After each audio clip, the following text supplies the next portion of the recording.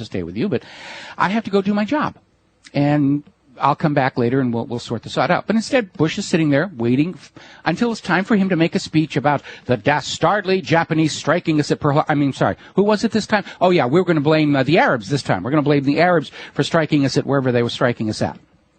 He's waiting for his speaking cue.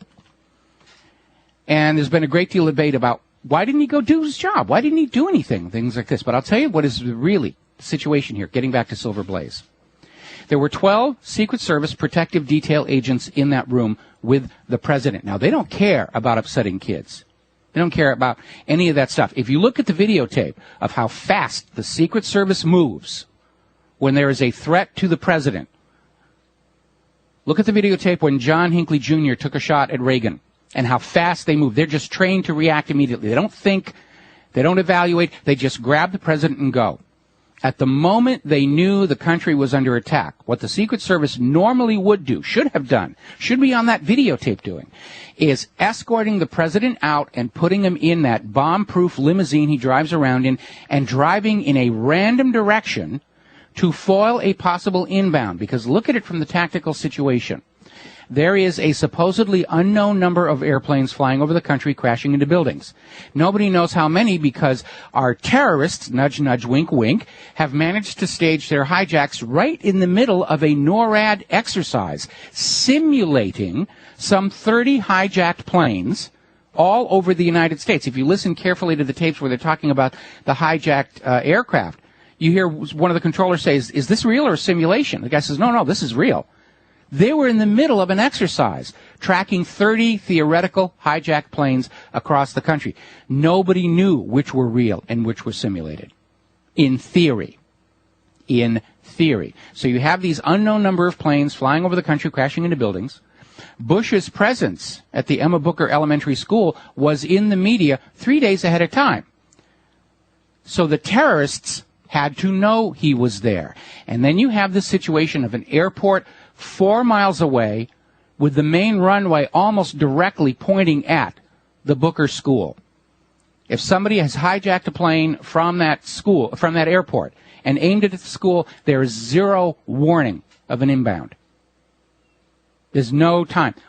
But the Secret Service does nothing. The Secret Service is the president's watchdog, and the Secret Service watchdog did not bark. From their actions or absence of, it is obvious that the Secret Service knew for a fact that the president was not a target that day. And the only way they could know that the president was not a target that day is they knew what the targets were going to be. So the dog did not bark, and the Secret Service did not act in a way consistent with this being an unexpected surprise attack on the United States of America. This is the part that absolutely convinced me that 9/11 is an inside job. Absolutely. Now, the government is trying to keep the truth movement as confused as possible. They're putting out all kinds of stuff about pods on planes, no plane at the Pentagon. One of these government types even floated the idea there weren't even any planes in New York. It was all holograms and spacey stuff. They're trying to kookify the discussion by planting a lot of bogus nonsense in there, like the no plane at the Pentagon nonsense. And this is an old tactic. It's called poisoning the well. When somebody has an embarrassing truth, you sneak in on them, you plant something that is demonstrably false, you call attention to it, and you destroy the credibility of their entire argument. When Jim Garrison brought his trial against CIA operative Clay Shaw, and it was admitted several years later that Clay Shaw did work for the Central Intelligence Agency. When that trial was underway, this is what forced the Zapruder film into the public eye, finally, when this happened. They got a witness in on Jim Garrison's case who claimed to have seen Clay Shaw and Lee Oswald together. And the witness waited till he was on the stand to basically blurt out that every night he fingerprinted his own daughter to make sure they were not sending in a substitute. And, of course, this completely demolished Jim Garrison's credibility in the eyes of the jury, and Clay Shaw was acquitted, then died of a very mysterious heart attack shortly thereafter. So this tactic is very, very old. It's old enough to vote. It's old enough to be collecting Social Security, actually, if there's anything left. And the government is doing it again with some of this nonsense stuff. Now, this brings us down to Charlie Sheen, because I'm rather appalled that he has been, despite the best of intentions, he has been suckered in by the no plane people. Because I guarantee you that no plane at the Pentagon thing is a planted piece of disinformation at a time when the government feels it will do the most damage. They are going to trot out proof that, yes, indeed, it was a passenger jet that crashed into that Pentagon.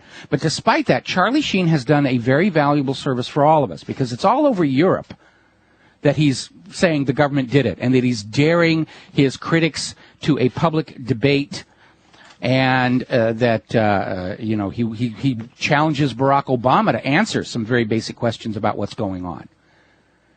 And regardless of the answers to the questions, and despite the fact that Obama is absolutely going to continue to pretend like this never happened, Charlie Sheen has made discussion of 9/11 theories acceptable in polite company. It's not a fringe thing anymore. Everybody's discussing it. Everybody is looking at the stories and facts. I'm looking at the server logs at my website. The people coming in and linking to the 9/11 stories is going up rapidly.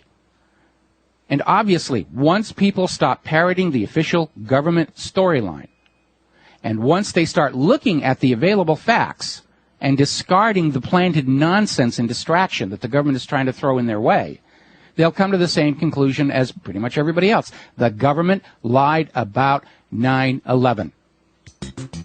98% of respondents to a poll we held at whatreallyhappened.com said the government is lying about 9/11. And now we can talk about it in polite company because Charlie got it there. We're going to take a break. We'll be back. We've got a caller on the line. Dave, we'll get to you as soon as we come back from these commercials.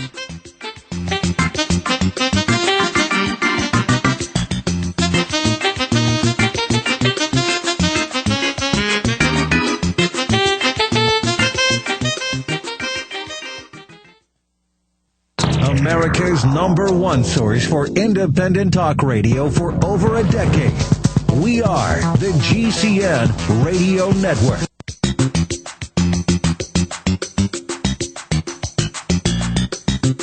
You're listening to the Genesis Communications Network. And now, set your eyes on the future and let's consider what really happened. And aloha, America. Welcome back to the show here. Before we go to the phones here, just real quick, I wanted to read a quote. I was sharing in the chat room over the break about once people get away from the government propaganda about 9/11 and they start looking at the available facts for themselves, the official story falls apart very quickly. And it brought to mind a quote we have on a coffee cup around here, and I'm ashamed to admit I actually have to read it off the cup. Most people prefer to believe their leaders are just and fair even in the face of evidence to the contrary, because once a citizen acknowledges that the government under which they live is lying and corrupt, the citizen has to choose what he or she will do about it. To take action in the face of a corrupt government entails risks of harm to life and loved ones. To choose to do nothing is to surrender one's self-image of standing for principles. Most people do not have the courage to face that choice. Hence, most propaganda is not designed to fool the critical thinker, but only to give moral cowards an excuse not to think at all. A little reminder about just why propaganda is designed the way it is. It's not really set up to be all that clever. It's just there to give cowards an excuse to say, oh, yes, I'm a person of principle, and I would stand up against injustice like the heroes I see in the movie. I just don't see a reason to have to do it right now. So they go back and watch the game on their flat panel TV set. All right, going to the phones, Dave in California. Aloha, Dave. Welcome to the show. What is on your mind? Good morning, Michael. What I want to say, first off, thank you, Charlie. You know, he's breaking into the biggest group of people who are still really uninformed on 9/11, and that's the habitual TV watchers. That's absolutely true. I mean, you know, he has opened up the debate for discussion. He hasn't convinced anybody, but that's okay. He has opened it up for discussion, and that is the best thing, because once people start studying for themselves, the official story is finished. Absolutely, and yeah, I was really celebrating yesterday over that whole thing. And it's pretty hard to celebrate on the anniversary of 9/11, if you know what I mean. So yes, well, yeah, I kind of hard to call it a celebration, but I understand what you're saying. Yeah, and well, after 8 years, it was good to see things starting to really turn. And in regards to the dog that didn't bark, yes. Florida was under martial law before Bush showed up in Florida to appear at the Emma Booker Elementary School. He stayed overnight in a hotel in Saratoga or Sarasota. Sarasota. Yeah. and under martial law. And while he was staying there in the morning, a van full of Middle Eastern men acting suspicious showed up at the checkpoint near his hotel, and I think they asked to talk to him or something like that, and was just allowed to drive off. I thought that was kind of interesting.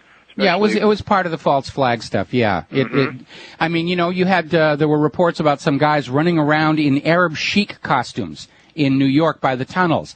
I mean, it just doesn't get. I mean, the Arabs don't really dress like that anymore. That's movie costume stuff.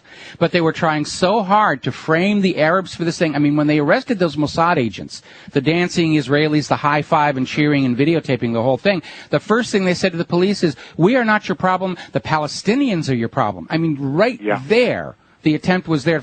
Look at the anthrax letters case.